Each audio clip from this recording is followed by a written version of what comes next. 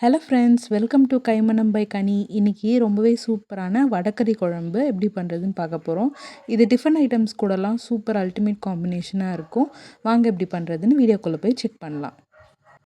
First நான் ஒரு 200 gram கடலைப்பருப்பு, 2 வரமிளகாய் ஒரு 2 மணி நேரம் ஊற வச்சு எடுத்துக்கிறேன். இப்போ இந்த ஊற வச்ச கடலைப்பருப்பை அரைச்சி எடுத்துக்கலாம். ஒரு அரை டீஸ்பூன் சோம்பு, இந்த ஊற வச்ச வரமிளகாய், இது கூட நம்ம ஊற வச்சுருந்த கடலைப்பருப்பையும் சேர்த்து ஒரு கொரகொரப்பான பேஸ்ட் மாதிரி அரைச்சி எடுத்துக்கோங்க. இதை நான் இப்போ சேர்த்துக்கிறேன். இந்த மாதிரி கன்சிஸ்டன்சியில் அரைச்சி எடுத்து வச்சுக்கோங்க. இது சைடில் இருக்கட்டும். இப்போ ஒரு பேனில் ஒரு 2 டேபிள் ஸ்பூன் எண்ணெய் சேர்த்திக்கோங்க. 2 சின்ன துண்டு பட்டை சேர்த்திக்கலாம்.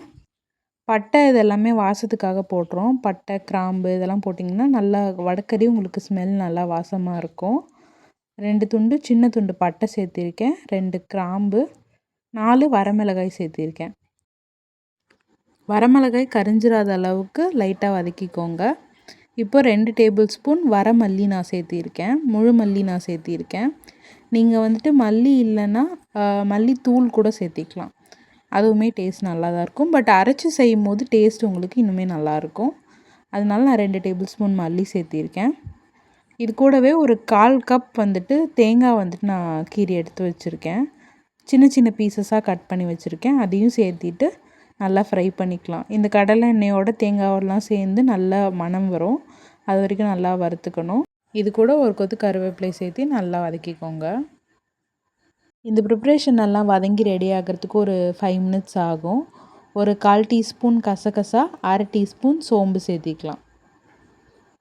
இது வந்துட்டு நீங்கள் பொரியும் போதே சேர்த்தக்கூடாது. ஃபஸ்ட்டு அது வந்துட்டு கொஞ்சம் தீஞ்சு போயிட்ட மாதிரி ஆகிடும். ஸோ இந்த ஸ்டேஜில் சேர்த்திங்கன்னா கரெக்டாக இருக்கும்.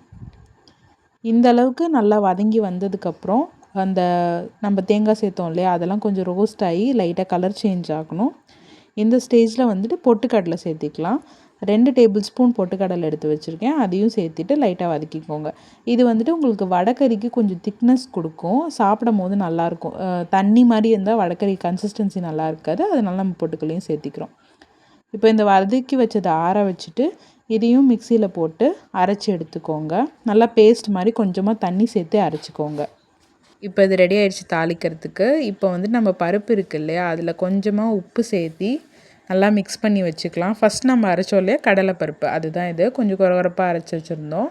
இதை ஜஸ்ட் நல்லா மிக்ஸ் பண்ணிவிட்டு உங்களுக்கு என்ன ஷேப் வேணுமோ ஜஸ்ட் ரவுண்டாக நான் தட்டிட்டு ஸ்டீமரில் வச்சு ஸ்டீம் பண்ணி எடுத்துக்க போகிறேன். இட்லி பாத்திரம் இருக்கு இல்லையா, அதில் வந்துட்டு நான் ஒரு 10 நிமிஷம் வச்சு நல்லா வேக வச்சு எடுத்துக்கிறேன்.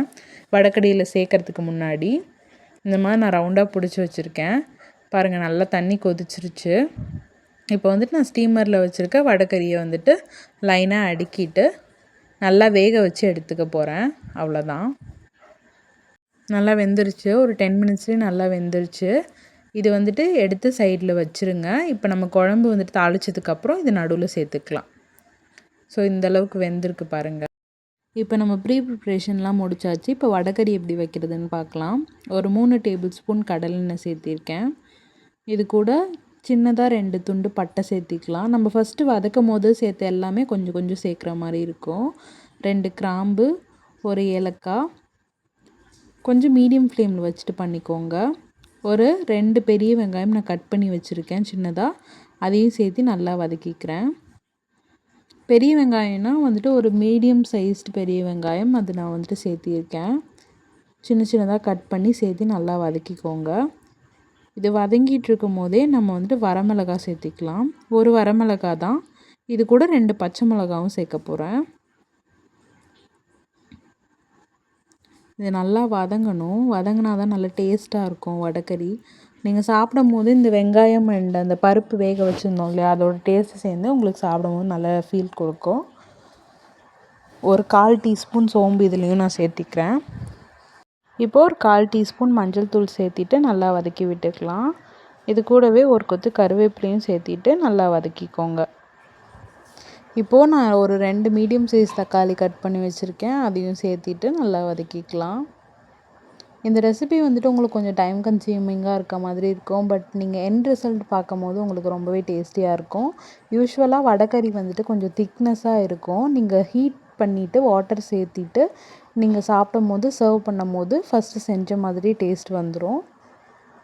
கன்சிஸ்டன்சி நீங்கள் அந்த மாதிரி அட்ஜஸ்ட் பண்ணிக்கலாம். இதில் நான் 1 டேபிள் ஸ்பூன் இஞ்சி பூண்டு பேஸ்ட்டு சேர்த்திக்கிறேன். நீங்கள் பேஸ்ட்டாகவும் சேர்த்திக்கலாம். நான் வந்துட்டு இன்றைக்கி இடித்து சேர்த்திருக்கேன். அது வந்து டேஸ்ட் இன்னும் கொஞ்சம் என்ஹான்ஸ் பண்ணுற மாதிரி எனக்கு பிடிக்கும், அதனால சேர்த்திருக்கேன். இப்போ நம்ம அரைச்சி வச்சுருக்க விழுது சேர்த்திக்கலாம். ஃபஸ்ட் நம்ம மல்லி இதெல்லாம் சேர்த்து அரைச்சோம் இல்லையா, தேங்காய் அதெல்லாம் சேர்த்து அதையும் சேர்த்திட்டு நல்லா இந்த ஸ்டேஜில் தான் பச்சை வாசனை ஃபுல்லாக போகிற அளவுக்கு ஒரு 10 நிமிஷம் நல்லா வந்துட்டு வதக்கிட்டு தண்ணி ஊற்றி கொதிக்க வைக்க போகிறோம். இப்போ வந்துட்டு தேவையான அளவுக்கு நான் அதே கப்பில் வந்துட்டு தண்ணி சேர்த்திக்கிறேன்.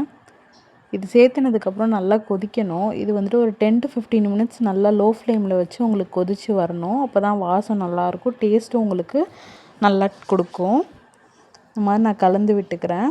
இது நல்லா கொதிச்சா கலரும் சேஞ்ச் ஆகும். அந்த தேங்காய் பாலோட வாசம்லாம் வந்து நல்லா கலர் சேஞ்ச் ஆகும். இப்போது ஒரு 10 மினிட்ஸ் ஆகிருக்கு. இந்த அளவுக்கு கொதி வந்திருக்கு. இன்னும் ஒரு 5 மினிட்ஸ் நல்லா வேக விடலாம். இப்போ லோ ஃப்ளேம்லேயே தான் நான் வச்சுருக்கேன். லோ டு மீடியம் ஃப்ளேம்லேயே வச்சு நல்லா கொதிக்க வச்சுக்கோங்க. பாருங்கள், நல்லா கலர் சேஞ்ச் ஆகிடுச்சு. ஒரு 15 மினிட்ஸ் வெந்ததுக்கப்புறம் இப்போ நம்ம ஸ்டீம் பண்ணி வச்சுருக்க அந்த வடை இருக்கு இல்லையா, அந்த பருப்பு அதையும் சேர்த்திக்கலாம். இதை வந்துட்டு ஜஸ்ட்டு உதுத்து விட்டு சேர்த்துக்கோங்க. ரொம்பவே ஃபைனாக அரைச்சி சேர்த்திங்கன்னா அது டேஸ்ட் நல்லா இருக்காது. கொஞ்சமாக முழுசாக நீங்கள் இட்லி தோசை கூட சாப்பிடும்போது ஒரு பைட் சாப்பிட்ற மாதிரி இருந்தால் தான் டேஸ்ட்டாக இருக்கும்.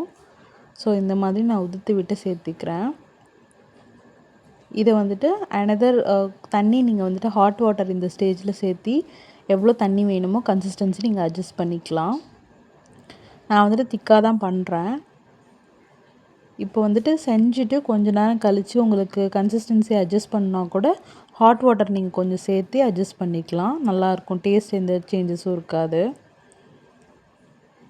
இந்த ஸ்டேஜில் 1 டீஸ்பூன் மிளகாய் தூள் சேர்த்திக்கிறேன். தேவையான அளவுக்கு கல் உப்பு சேர்த்திக்கிறேன். ஃபஸ்ட் நம்ம அந்த வடை வேக வைக்கும் போது அதுக்கு மட்டும்தான் உப்பு சேர்த்திருந்தோம். இப்போ நான் கிரேவிக்கான உப்பும் ஒரு 1/2 டீஸ்பூன் பெருங்காயத்தூளும் சேர்த்திட்டு நல்லா கலந்து விட்டுறேன். இந்த கறி வந்துட்டு உங்களுக்கு ஒரு 5 to 10 மினிட்ஸ் நல்லா கொதிக்கணும். கன்சிஸ்டன்சி உங்களுக்கு உங்கள் விருப்பத்துக்கு அட்ஜஸ்ட் பண்ணிக்கலாம். பட் கொஞ்சம் திக்காக இருக்க மாதிரி பார்த்துக்கோங்க, அதுதான் டேஸ்டியாக இருக்கும். அவ்வளோதாங்க, சூப்பரான வடைக்கறி ரெடி ஆகிடுச்சு. இது இட்லி, தோசை, இடியாப்பம் கூடலாம் ரொம்ப சூப்பரான காம்பினேஷனாக இருக்கும். இது வந்துட்டு ஒரு நல்ல ஆல்டர்னேட்டிவ் ஃபார் நான்வெஜ் ஆல்சோ. கண்டிப்பாக ட்ரை பண்ணி பார்த்துட்டு எப்படி இருந்துச்சுன்னு எங்கள் கூட கமெண்ட்டில் ஷேர் பண்ணிக்கோங்க. வீடியோவில் சேர்த்துருக்க இன்க்ரீடியன்ஸ் எல்லாத்தோட லிஸ்ட்டும் நான் டிஸ்கிரிப்ஷனில் மென்ஷன் பண்ணியிருக்கேன். வேணுங்கிறவங்க செக் பண்ணி பார்த்துக்கோங்க. இந்த வீடியோ உங்களுக்கு பிடிச்சிருந்துச்சுன்னா கைமணம் பை கைனி சேனலை சப்ஸ்கிரைப் பண்ணிக்கோங்க. தேங்க்யூ.